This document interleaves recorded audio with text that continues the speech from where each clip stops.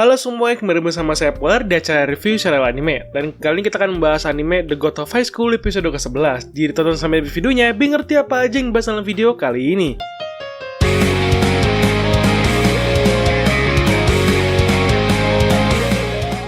Banyak informasi yang masih ngambang ya jika terlihat dari episode 11 di sini untuk teman-teman yang belum baca komiknya pastinya ya. Namun di sini juga sudah diberikan sebuah penjelasan mengenai apa yang terjadi pada Chareoknya Elpyo, si Rubaikor 9, di mana dari masa lalunya dan banyak yang nyebut bahwa si Rubaikor 9 ini adalah kuncinya. Dan kita juga sudah bisa melihat sebuah kekuatan angin dari kemampuan si Morijin yang seharusnya sudah terlihat ada tanda-tanda unik dari adegannya ya. Ditambah adegan di mana si cucunya The Magician yang digigit sama ikan hinyet Taik Jegal yang di episode lalu dan sedang dirawat di rumah sakit itu sudah jadi monster ya di sini. Akhirnya cerita sudah mulai mendekati ending dari season 1-nya. Jadi gimana menurut kalian dengan pertarungan dalam episode ini? Lalu apakah kalian merasa aneh juga ketika melihat dewa yang ada di sini? Di kolom komentar ya.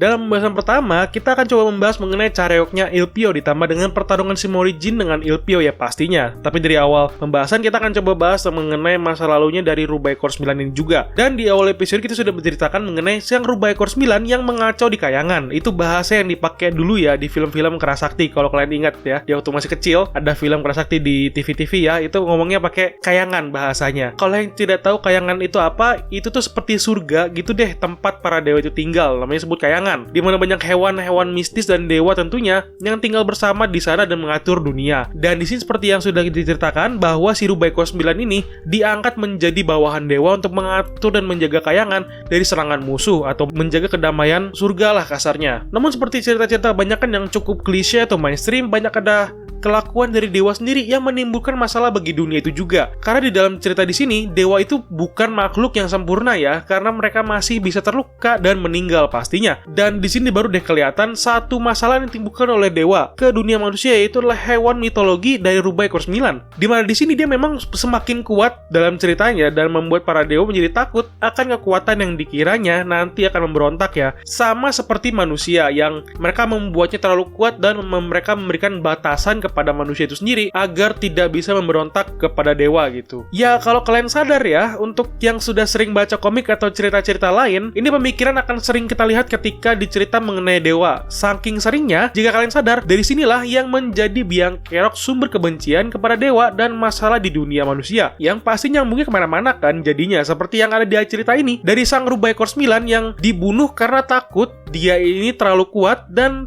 nantinya bisa memberontak. Yang dimana kasarnya si Rubah yang nggak tahu apa-apa jadi marah dan didendam ke dewa. Salah siapa lagi? Salah dewanya kan? Dan sekarang dia mulai bangkit dengan cara yang berbeda. Terlebih lagi si Rubah ini kan katanya gara-gara ini dia jadi menghancurkan setengah kayangan. Dan dari situlah dia mulai jatuh ke dunia manusia. Mungkin kalian dari para penonton yang belum baca komiknya sudah mendapatkan spoiler kemana-mana yang selalu dengar kata-kata Kerasakti. Cerita ini nyambungnya Rubaikor 9 dengan Kerasakti ya. Pastinya ada spoiler seperti itu ya. Mungkin terbesat di pikiran kalian. Di sini sudah ada Rubaikor 9 yang sudah ngehancurin setengah kayangan. Lalu si Kerasaktinya ngapain? Sedikit spoiler saja, si Kerasaktinya ini juga ngehancurin kayangan kan, sesuai dengan cerita yang sudah sering kalian dengar. Jadi secara garis besarnya ada dua makhluk pembuat masalah nih. Yang setengah si Rubaikor 9 dan setengah lagi si Kerasakti. Nah itu dua makhluk yang ngehancurin kayangan. Dan sedikit informasi lagi akan gue rekap lagi mengapa mereka membuat si Rubaikor 9 ini sebagai kunci. Itu dikarenakan si Rubaikor 9 ini memiliki segel atau kemampuan khusus untuk membuka segel, di mana segel ini dapat membuka batasan yang diberikan dewa kepada manusia. Oleh karena itulah para anggota Nox dan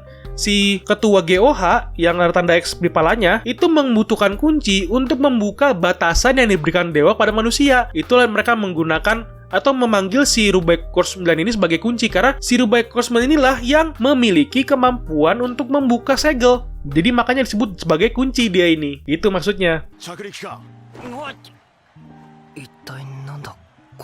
Dan lanjut ngebahas mengenai pertarungan antara si Morijin dengan Elpyo, di mana pada awalnya si Elpyo yang menang ya dengan kekuatan dari Chareoknya yang membuat banyak perkiraan kalau dia ini akan menang. Karena kan pada awalnya kita sudah menyadari bahwa Morijin tidak bisa atau belum bisa menggunakan kekuatannya. Namun ternyata kan di sini kita langsung bisa melihat bahwa ada kekuatan atau kejutan lah atas kekuatan Morijin yang cukup besar gitu kan. Secara tidak sadar keluar gitu. Dan apakah kalian sudah bisa melihat nih tanda-tanda kekuatan Morrijin ini apa. Kalau masih belum, mari kita lihat ya. Tanda yang paling mudah untuk dilihat agar bisa mengerti kekuatan Morrijin ini adalah ketika Morrijin sedang ingin mengeluarkan serangan kayak lagi aba-aba gitu ya, dan seperti memegang tongkat dalam bentuk angin. Nah, dari situ saja seharusnya sudah bisa berpikir ya mengenai kekuatan Morrijin ini apa. Oke, langsung spoiler saja bahwa dia ini adalah sang Kera Sakti atau sang Dewa Kera ya, yang sudah merusak dan memporak-porandakan dunia kayangan dengan kekuatannya. Namun dalam cerita di sini memang tidak semuanya bisa terlihat langsung, dan gue pikir pada saat tonton episode ini gue pikirnya mereka akan tetap kekeh untuk tidak mengeluarkan kekuatan si Morrijin. Ternyata dengan kebangkitan Chareok si Ilpio membuat si Morrijin ini terlihat ke-trigger ya kelihatannya untuk mengeluarkan kekuatannya juga. Karena si Morrijin juga sedikit-sedikit kita juga bisa melihat si Morrijin ini ada berpikir gitu kan, apa yang harus dilakukan, apa yang harus dikeluarkan olehnya ketika melawan si Chareoknya Ilpio. Dan itulah yang menjadi bahan triggernya si Morrijin untuk bisa mengeluarkan kekuatan Kera Saktinya gitu ya.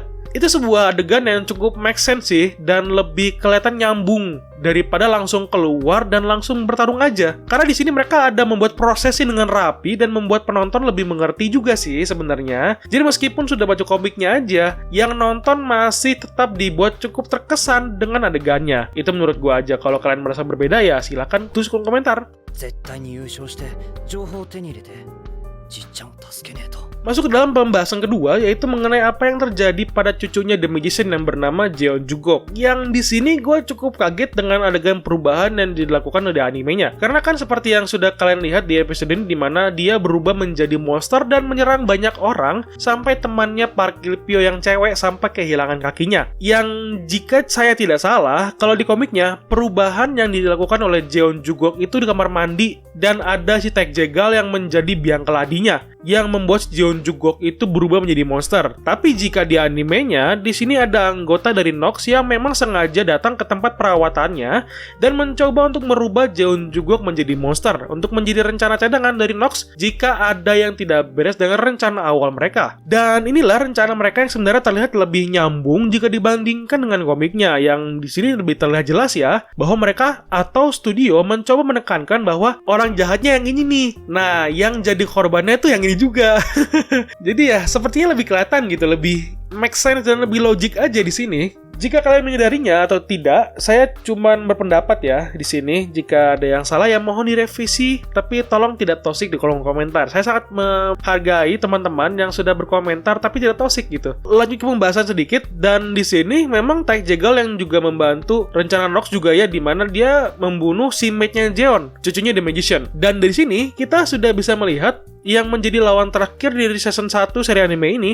Langsung spoiler saja ya saya. Musuh terakhirnya adalah Taek Jegal harusnya ya, dimana di sini Morrijin akan melawan ini orang untuk 2 episode ke depan, dan pastinya mereka akan mengganti adegannya agar dipercepat namun masih sesuai dengan jalur yang ada, which is more make sense. Dan oh ya, by the way, kita masih belum melihat perwujudan asli dari Chareoknya Daewi. Jadi seharusnya di episode selanjutnya sudah terlihat wujud Chareoknya. Seharusnya, dan harus banget sih, karena sisa 2 episode lagi. Jadi harus cepat-cepat untuk bisa terlihat Chareoknya si Daewi ini apa.